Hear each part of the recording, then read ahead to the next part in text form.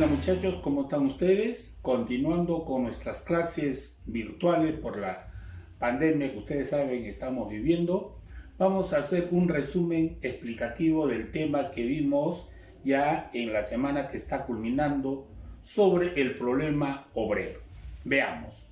¿Saben ustedes muchachos que la revolución industrial va a provocar profundas transformaciones en la sociedad, en el mundo, no solamente en el aspecto económico, sino también social y cultural? Pues bien, esta revolución industrial va a generar el surgimiento de dos clases sociales.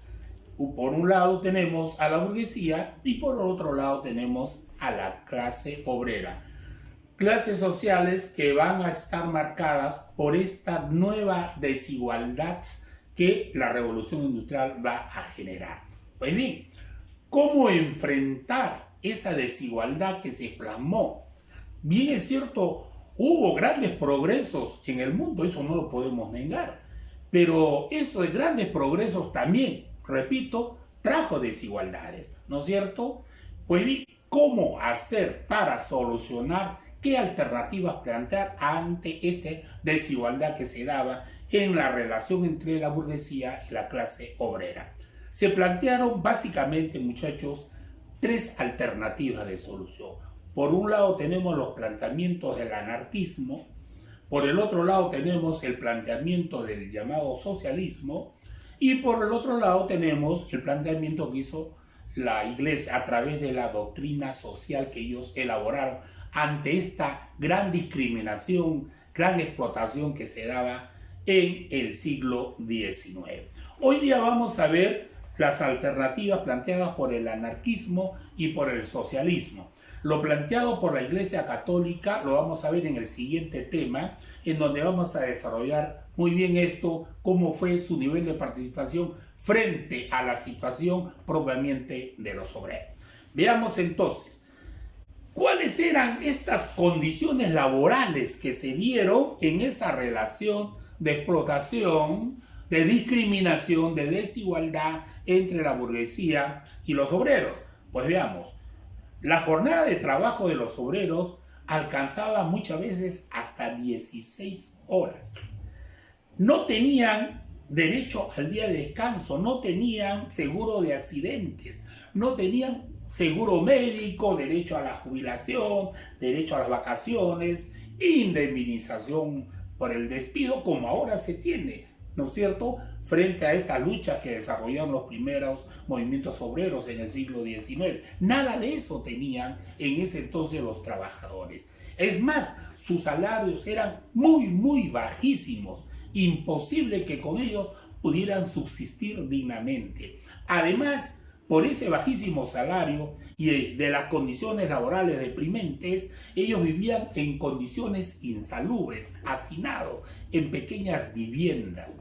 Y por lo tanto, frente a una salud, a una medicina que todavía no se había desarrollado del todo, obviamente, por estas condiciones en que vivían, se generaban grandes epidemias en el mundo. Tenemos, por ejemplo, el cólera, la tuberculosis, el tifus, ¿no es cierto? Como hoy día tenemos la pandemia del coronavirus, el COVID-19, que por las condiciones de vida de millones de personas son las que se ven tremendamente afectadas, como está sucediendo en el mundo, que se están quedando miles de trabajadores sin su puesto de trabajo y por lo tanto medios para subsistir, ¿no es cierto?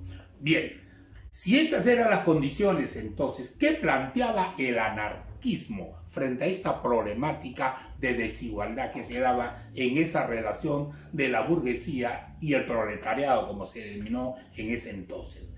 El anarquismo lo que planteaba o lo que criticaba era la imposición de una autoridad, es decir, una forma de autoridad que era impuesta y que no era asumida libremente por las personas y que por lo tanto para ellos limitaba en discriminación sus posibilidades de desarrollo, de progreso. De tal manera que ellos, ¿qué cosa era lo que defendían frente a rechazar esa autoridad impuesta? Ellos planteaban la libre asociación.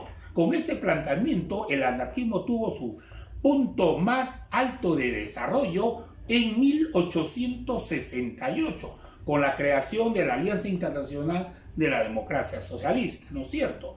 Por lo tanto, si ellos planteaban el rechazo a toda forma de autoridad impuesta, era lógico que ellos no estuvieran de acuerdo y plantearan con firmeza la supresión de la existencia del Estado porque limitaba la libertad y el desarrollo igualitario de las personas. Asimismo, ellos, con esa concepción, entonces, ¿cómo hacer si no existe el Estado? Ellos decían, las personas tenían que asociarse, ¿no es cierto?, establecer federaciones de asociaciones agrícolas, por ejemplo, o industriales, los que vivieran en el campo, a las cuales ellos llamaron comunas, es decir, la formación de comunas. Si eso era así, entonces, ¿qué planteaban ellos? La distribución equitativa de los beneficios de la producción, ¿no es cierto? Es decir, ya no habría esa relación desigual entre la burguesía y la clase obrera o el proletariado, sino que la producción colectiva que se hacía en forma libre iba en beneficio de todos en forma equitativa. Y en ese sentido, ya ellos decían, no iba a haber, se iba a abolir las clases sociales y obviamente no había por qué existiera lo que ahora nosotros conocemos como el derecho a la herencia, ¿no es cierto? Si la relación, la producción era en forma colectiva. Frente a este planteamiento del anarquismo, existía el otro planteamiento que se desarrolló y al cual se le ha llamado el socialismo. Dentro del socialismo vamos a encontrar dos grandes vertientes. Una de las llamadas socialistas utópicos y el otro los llamados socialistas marxistas, ¿correcto? Pues bien, ¿qué plantearon los socialistas utópicos frente a esta desigualdad que generó la revolución industrial en la relación entre la burguesía y la clase obrera? Ellos planteaban soluciones ideales frente a esa desigualdad que generaba la industrialización. Cuando decimos soluciones ideales, nos estamos refiriendo a aquellas soluciones que en la realidad no iban a cambiar la situación real por la cual atravesaban los obreros y la clase pobre en general. Es decir, eran planteamientos irreales, idealistas, sin posibilidad de materializarse frente a una relación poderosa que tenía la burguesía al tener la propiedad de los medios de producción, ¿no es cierto?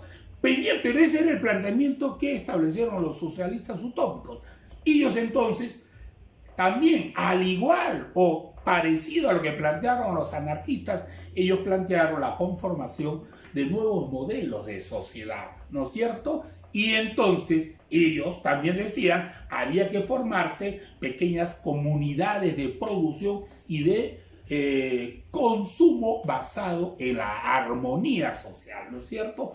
Un ejemplo de este modelo de sociedad que planteaban los socialistas utópicos era lo que estableció el empresario Robert Owen, ¿no es cierto?, en su propia fábrica de New Lamar, ¿no?, en donde él estableció estas relaciones equitativas, transversales, en beneficio de sus trabajadores. Pues bien, frente a este planteamiento de los socialistas utópicos, tenemos el planteamiento del llamado socialismo marxista o de los socialistas marxistas. ¿De dónde viene esto de socialismo marxista?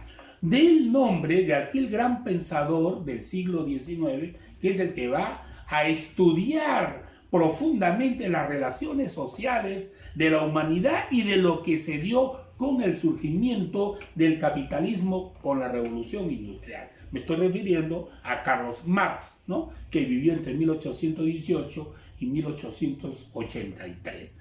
Pues bien, Carlos Marx elabora, formula sus ideas y establece la Liga de los Comunistas y posteriormente, ¿no es cierto?, difunde el Manifiesto Comunista, donde centra sus ideas principales frente a esa relación de desigualdad con la burguesía, ¿no es cierto? Ellos, ¿qué van a plantear? Van a plantear que la relación de clases entre la burguesía y la clase obrera es una relación antagónica, es decir, clases antagónicas que se da en la sociedad. Esa es la dinámica de la relación entre la burguesía y la clase obrera o clase proletaria. Por lo tanto, hay un concepto fundamental en los socialistas marxistas, es el concepto de la lucha de clase. ¿Lucha de clases entre qué? Entre aquellos que generaban esa desigualdad, la burguesía y el proletariado o la clase obrera, ¿no es cierto? Esta lucha, decían, de clases sociales, decían los marxistas, debería de culminar, de terminar con el triunfo de la clase obrera frente a la burguesía, ¿no es cierto? Con este triunfo iban a desaparecer los enfrentamientos en esta nueva sociedad. Pues bien, con eso de este cambio en las relaciones entre la burguesía y el proletariado, donde debería triunfar la clase obrera, lo que nos decía Carlos Marx es que lo determinante es la economía, es decir, las condiciones económicas son determinantes para entender y comprender la relación social que se daba. Y en esa relación social, como estábamos viendo, si la burguesía tenía el poder y por lo tanto la situación de explotación, era el obrero, la clase obrera, lo que debería asumir el poder y por lo tanto modificar estas relaciones económicas de desigualdad. En síntesis, lo que estaban planteando entonces los socialistas marxistas era modificar las condiciones de desigualdad y explotación mediante una transformación radical en estas relaciones sociales y por lo tanto tomar, ¿no es cierto?, la conducción directa de los medios de producción social y de esta manera la sociedad sería más igualitaria, más equitativa y en ese sentido el beneficio sería para toda la sociedad en su conjunto. En síntesis, muchachos, esto es el tema sobre el problema obrero y cómo se dio esa relación cuando surge la burguesía y la clase obrera, las condiciones en que vivieron y qué ideas se dieron para tratar de cambiar esas relaciones de desigualdad que se establecieron. En el siguiente tema vamos a seguir profundizando este tema de el obrero, ¿no es cierto?, analizando los movimientos obreros provenientes en sí, el surgimiento y la formación de los sindicatos y cómo ellos lucharon para generar mejores condiciones de vida y laborales. Pues eso es todo, muchachos, ya nos estamos viendo, el martes ya saben, subimos el siguiente tema. Muy buenas tardes, hasta luego.